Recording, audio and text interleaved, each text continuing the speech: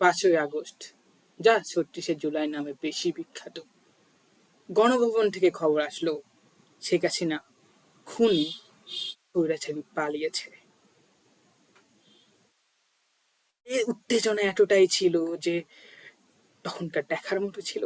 সবাই সবাই রাস্তায় নামা শুরু করে, সবাই দ্বিতীয় স্বাধীনতা নিয়ে স্লোগান শুরু করে, সবাই বলে এবার আমরা এই দেশটাকে এক অন্য জায়গায় নিয়ে যাব, এই দেশকে এক অন্য মাত্রায় নিয়ে যাব, আমরা এই দেশে নতুন বৃক্ষরোপণ করব, অর্থাৎ নতুন এক জেনারেশন, যে জেনারেশন দেশকে পরিবর্তন করবে, দেশের মধ্যে বৈষম্য রাখবে না, দেশের মধ্যে মানুষ স্বাধীনভাবে কথা বলতে পারবে।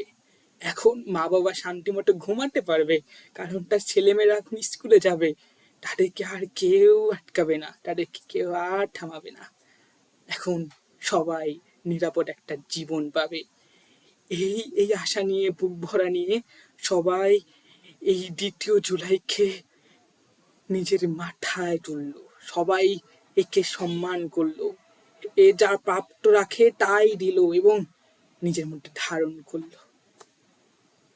আমরা স্বাধীন, ইয়া আমরা স্বাধীন, আমরা স্বাধীন, আমরা স্বাধীন।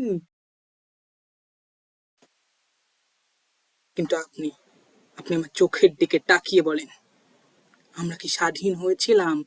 সত্যি কি সেই মা বাবা, যে মা বাবা ভালোভাবে বিছানায় ছুঁয়ে তার ছেলে এবং মেয়েকে স্কুলে পাঠাতে চেয়েছিল, সে কি তার মনস্কামনা পূর্ণ করতে পেরেছে? রিপোর্টটা বলে না 2024 সালের পর আরো বেশি পরিমাণে নারী নির্যাতনের শিকার হয়েছে, আরো বেশি পরিমাণে শিশু নির্যাতিত হয়েছে। শুধু তাই না, একের পর এক খুন বেড়েছে, একের পর এক ডাকাতি বেড়েছে, একের পর এক চুরি বেড়েছে, এবং দিনে রাতে তো আর কি বলবো। এবং জুলাইয়ের পর প্রত্যেকটা জায়গায় মব কালচার তৈরি হয়েছে। এই মব কালচার কিভাবে একটা নিরাপদ দেশের মেটাফরিক্যালি একটা সংস্কৃতি হয়ে দাঁড়ায়। শুধু তাই না, জুলাই আন্দোলনের পর এই দেশে 100-র বেশি আন্দোলন হয়েছে, এবং এর মধ্যে যে ব্যবসায়ীদের ক্ষতি হয়েছে তাও তো কেউ দেওয়ার নাই। এছাড়াও আরো কত দুর্নীতি যে হয়েছে তার হিসাব কে রাখে বলুন?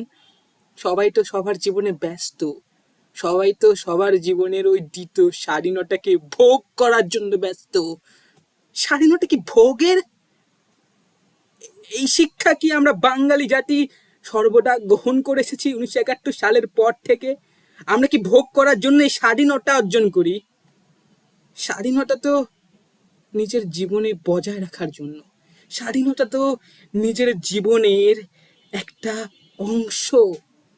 এই অংশ কি ভোগ করব? আমরা কি আমাদের শরীর?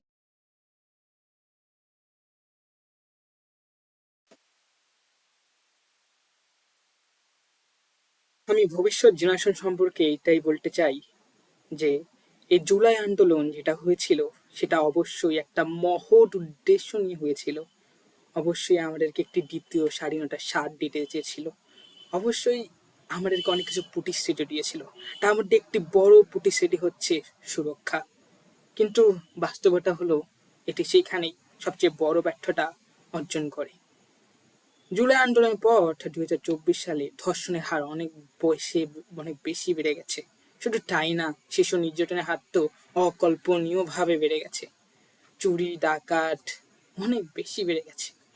যে বৈষম্য থেকে এই আন্দোলনের সৃষ্টি, সেই বৈষম্যই বেড়ে গেছে। শুধু তাই না, এই দেশের মানুষরা, এগুলোর দায় কে নেবে? জুলাই?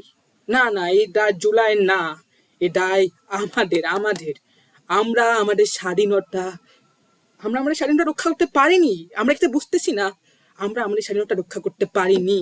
তাই ভবিষ্যতের জেনারেশন যারা এখন এই ভিডিওটা দেখতেছো, তোমার আমি বলতেছি, স্বাধীনতা অর্জন করার চেয়ে স্বাধীনতা রক্ষা করা সবচেয়ে বড় দায়িত্ববান। একজন বৃদ্ধ ব্যক্তি যদি নিজের শরীরের দায়িত্ব না নিতে পারে, তাকে যদি একটা রাজপ্রাসাদের দায়িত্ব দাও, সেটা গ্রহণই করতে পারবে না।